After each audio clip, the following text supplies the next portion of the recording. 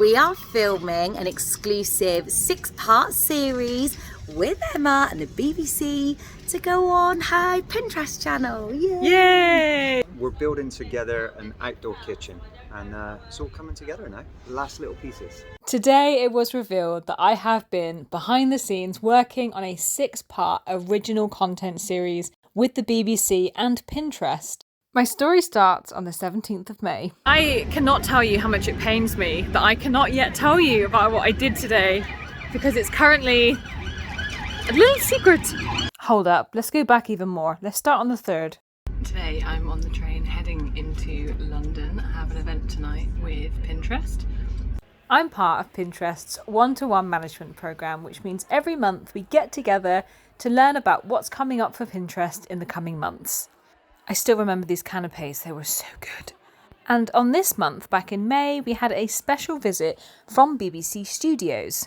They showed us a whole bunch of the kinds of content that they create and then talked to us about a very special opportunity that they had coming up. A really genuinely exciting opportunity. BBC Studios co-produced series, 8 episodes, that's 8 pins, right? 8 and 6 pins, yeah. That's awesome, and that will sit on your Pinterest channels. Next up, you get to go to a BBC Studios presenter training day or be a guest on the Talent Works podcast. That's nice, isn't it? I think I've done that as well. I thought this opportunity sounded epic and we needed to pitch an idea that we thought would be engaging for audiences. And the theme was? Whether it's garden makeovers, cakes, organisation, fashion looks, thrifting, crocheting, it can literally be anything. I jumped back on the tube and I was headed back to Bristol and I got thinking about what idea I would like to pitch. Something that comes up so often in DIY is that people are often afraid to start because they fear failure. So I wanted to make a project that showed a whole bunch of DIY disasters and how to overcome them. But the trouble was, I was pretty short on time. I had only 2 days before my trip to Amsterdam to record the content I did in May with Dremel. And so I got straight to work and I created a 2-minute long video with my pitch and I sent it before I left. And here is my pitch. Have you ever tried a home DIY and it went horribly wrong? Oh, me too. When you try something new for the first time and it goes wrong, it can feel terribly discouraging. But what if I told you that it's totally normal to make mistakes when you learn a new skill? The most important part of learning a new skill is not getting it right the first time, but learning how to move past the failures. Many people give up at the first hurdle because we've been taught that failure is bad. According to the Office for National Statistics, the average time per day people spend doing DIY has increased since 2015. This could partly be due to the huge uptake of DIY at the start of the pandemic, the increased cost of living, or the increasing interest in more sustainable living. But what's clear is that DIY education is not keeping up. DIY is still not a standardised part of the school curriculum in the UK, despite being an essential life skill. The idea I'm pitching to you is DIY disasters, helping 8 people overcome the DIY that went horribly wrong. This is a new take on the home DIY concept because, instead of swooping in as the saviour of the home renovation gone wrong, this will focus on helping people learn how to correct it themselves, allowing them to reinforce their sense of self-efficacy. Your behaviours, thoughts and feelings are intrinsically linked.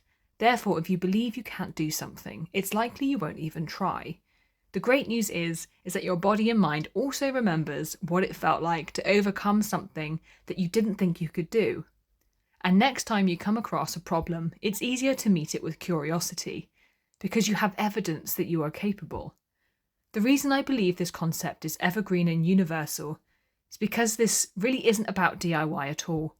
When you learn the skill of problem solving, you learn how to trust your ability to deal with the problems that come your way.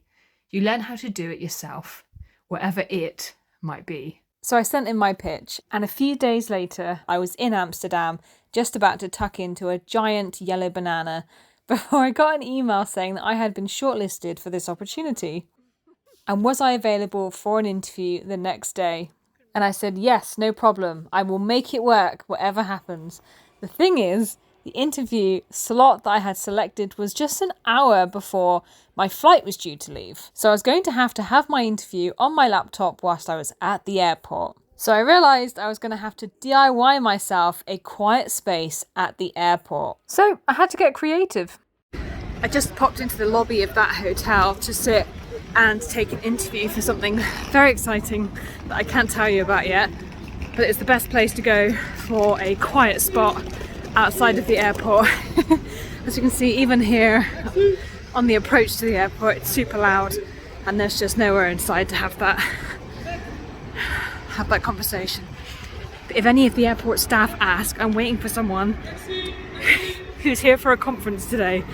You don't need to dob me in. Many airports, especially major ones, will have their own hotels, so if you need a quiet space, you can pop into the lobby and just take your call. They even have plug sockets, toilets, kind of everything you need, really.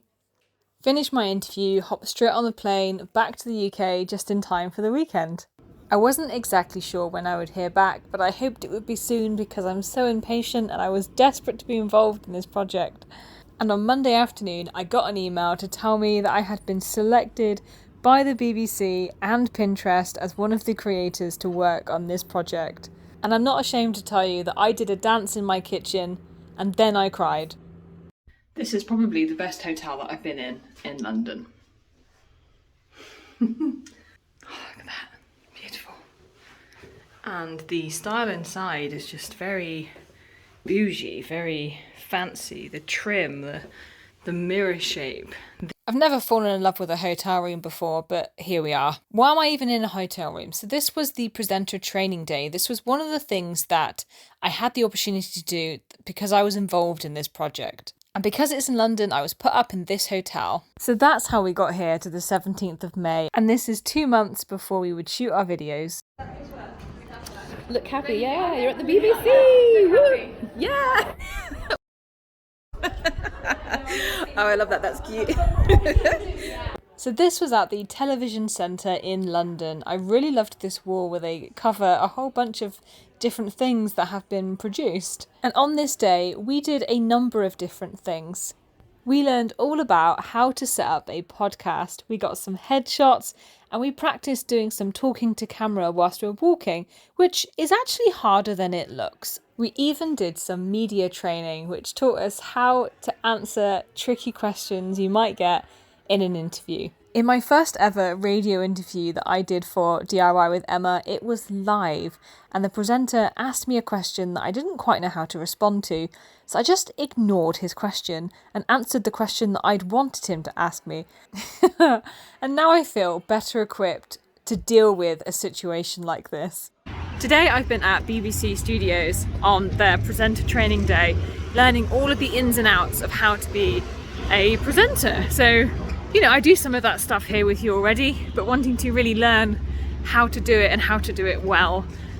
I'm always wanting to try and find new ways of reaching even broader audiences, and I'm really hoping that I might be able to do that through TV work at some point.